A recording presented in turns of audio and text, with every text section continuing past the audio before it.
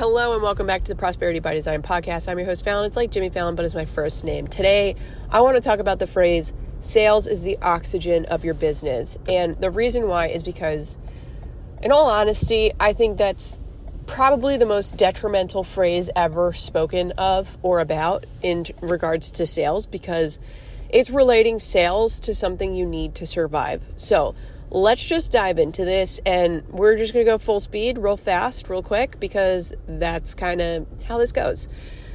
So first things first, when you relate sales to oxygen, what you're doing is you're relating sales to something you need to survive. We all need to breathe. And if we're in an environment where we cannot breathe oxygen, then it's going to be really difficult for us to survive because we don't have oxygen, and our lungs need oxygen in the form of air because we don't have gills for us to process oxygen in the form of water. Number one, okay? Now, number two, I took a course about melting your money blocks earlier this year. And in the training, I guess you could call her a mentor or a guide. The guide was talking about how when it comes to money blocks, when you relate something to survival, that is when you are going to be blocking money, okay? Now, think of it this way. If you're relating money to oxygen, which is something that you need to survive, then when it comes time that you're in an environment of like crisis or chaos, then what's going to happen? You're not going to make sales, okay? And we didn't get into business to survive. We got into business to thrive. So you don't want to necessarily relate sales to something that you need to survive. You want to relate sales to something that's going to allow you to thrive and to feel abundant and to feel in excess. So just something to kind of like chew on. But to go back to this training, when you have these money blocks, in order for you to melt these money blocks away, you need to understand what's going on behind the scenes in your brain. Because when you say something like sales is the oxygen of your business, you are actually triggering your subconscious mind and alerting it to say, okay, sales equals survival. Okay? And if you really want to go even further into this, survival comes down to your nervous system, your parasympathetic nervous system, your rest and digest system, okay, versus your fight or flight. Now, if you are going to relate sales to survival, what parasympathetic system are you going to activate and trigger? You're going to trigger fight or flight. So we really don't want that. We really want to be in rest and digest, because when you're resting and you're digesting, it's like something's going on naturally behind the scenes. It's happening effortlessly, and it's not something that we need for survival because we have what we need to survive, okay? And when something like a crisis, let's just take a bear, okay? A bear comes into your environment, okay? Your parasympathetic nervous system has been triggered. Your fight or flight has been triggered. What are you going to do? Are you going to fight the bear or are you going to run? Okay. You simply cannot rest or digest because there is now a predator in your space. There is a potential you're going to die, and you need to either figure out a way that you can kill it or that you run to safety, whether you climb up a tree or if you think you're fast enough to outrun the bear, whatever the case may be. But now you cannot, your body cannot go into rest and digest because you need all available resources in order for you to deal with the task at hand, which is this big ass fucking bear. Okay. Number one. Number two, nothing else is going to be of any concern to you. There's going to be no concern for you to get food, no concern for you to get water, no concern for you to get anything else that you need to survive, because you need to literally deal with the fact that you need to save your life right now. So what are you going to do? Rest and digest is completely on pause. It's on hold until you can figure out how you're going to save yourself. Okay. Which it's triggering other things to come up as well. Fear, anxiety, like worry, concern. You're bringing up all of these lower level emotions because what's in front of you is a stressor, and it's triggering you that you have to kill it or you have to run from it. And when you're in business and you say something like sales is the oxygen of your business, whether you realize it or not, you're signaling the very same scenario in your brain, because your brain is, for lack of a better word, ancient. There's an ancient part of your brain still in your brain.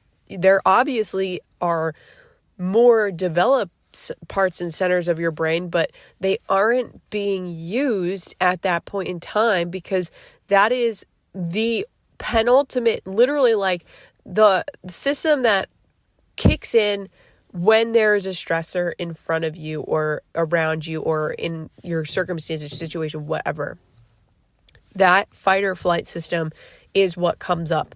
And we don't want for that as entrepreneurs, because if we're running a business from fight or flight, we're constantly running in survival mode. We're constantly running in urgency. We're constantly running our business in lack. We're constantly running our business in this anxious, literally terrified state that we're like, well, what do we do? What do we do? How do we get over this? How do we make more money? Whereas you want to be approaching business from the place of rest and digest. You want to be approaching your business from the place of, I have plenty of time to be able to do this. There is no threat. There is, more than enough for me to accomplish, for me to do, for others to receive, to go around, etc. Because that's when you're going to make the best ultimate impact.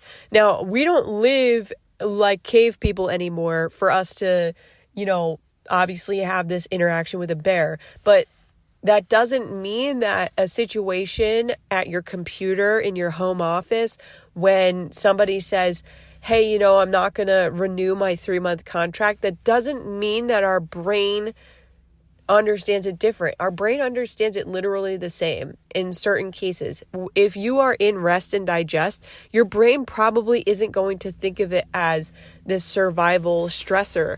But if you're sitting there and you have guidance and people telling you that sales is the oxygen of your business, then odds are you probably, if somebody is going to cancel their 3-month contract, you're probably going to sit there and think, well, how do I make another sale? Or how do I get another customer? Or where can I get another client?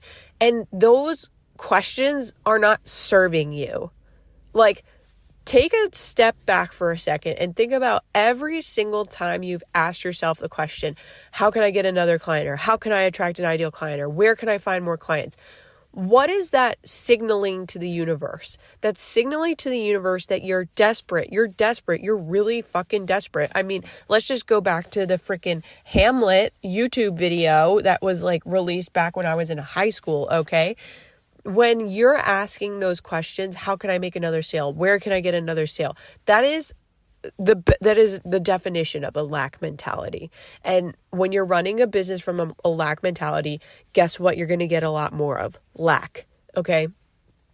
There's a reason why people who run their business from that mentality only get so far and cannot actually achieve the goal that it is that they set for themselves, because they're literally programming themselves to only reach a certain point and not actually have enough. And if you look at those kinds of people, I bet you odds are they're spending money that they don't need to on getting maybe food out. They're spending money that they could probably be investing in other places and watching that money compound on itself on a car. They're spending money probably, if they don't have to, on a mentor, so that they're like, well, I have mentorship, and they can say I have mentorship, versus looking at their skill set and figuring out what it is that they actually need to be working on, instead of just getting a mentor just for the vanity of getting a mentor. Okay. There's a whole lot of stuff that goes into this, and there's a whole lot of different ways for you to look at it. There's obviously a little bit of a presupposition on my part that these are the types of people who are probably not reaching, the big goals that they say they want to achieve and they aren't actually achieving it because they're not putting their money into compounding assets. And compounding assets is a whole nother thing that I absolutely want to get into, especially now that I'm in my accounting class. There's so much that business coaches don't talk about because they've never actually taken an accounting class. That's a different story for a different day. But understand that the whole sales is the oxygen of your business ideology has everything to do with survival mode. It has everything to do with a lack mentality versus a growth mentality. And it has everything to do with wanting to make others believe that sales is the ultimate part of business when it's not. There's so many different facets of business. If there weren't that many facets of business, then there wouldn't be people like accountants or bookkeepers or CEOs or CFOs or COOs or office managers or project managers or coordinators. Like, there wouldn't be the amount of roles in a business if those roles weren't needed and sales was the only thing that was needed. Sales is not the only thing that's needed. Sales is a portion of it, absolutely. But you have to look at business through a holistic lens because a business is a whole entity. It has marketing. It has sales. It has a finance area. It has administrative and management tasks. Customer service. There's so many different aspects of a business. And we want to take that into consideration when we are building our businesses, when we're learning about business, when we're, acquiring any information that we think is going to be better for us in the future, for whatever the case may be. So I really wanted to come in today and break that down for you because I do see people talking about this online, and I feel like it's been really not accurately portrayed and also not accurately explained because they're obviously going to explain it for their benefit, obviously, but you want to also consider that there are more aspects to business than just one. And when there is this one aspect, you don't necessarily want to go into it relating it to something that is necessary for survival because it's not going to be beneficial for you as a business owner. So I want to thank you for staying tuned today. I have received some reviews. I think I'm going to do a review episode in the next episode. If you haven't left a review already, please be sure to do so. It helps with the recommendation of the podcast to new listeners. And if you got any takeaways from this episode, please share the podcast and tag me with your takeaways. I would love to see it. I would love to see what it was that really kind of like lit the light bulb, so to speak, in your mind. And I want to thank you so much for tuning in. Talk to you soon.